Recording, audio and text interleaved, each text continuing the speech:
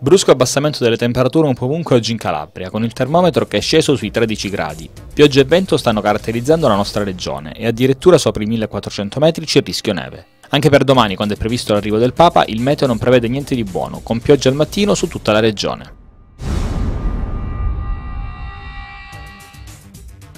Hanno occupato un asilo comunale in disuso, in via Libertà, le 24 famiglie di Crotone che sono state dislogate dalle case popolari occupate abusivamente nelle scorse settimane. Nei giorni precedenti le famiglie si erano accampate prima nei pressi dello stadio Zio Scida e poi per ben 2 volte davanti al palazzo comunale.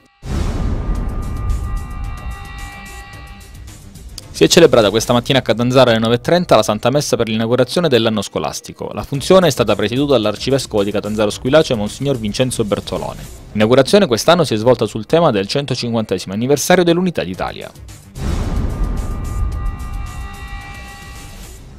Domani si gioca la 9ª giornata del campionato d'andata della Serie B Win.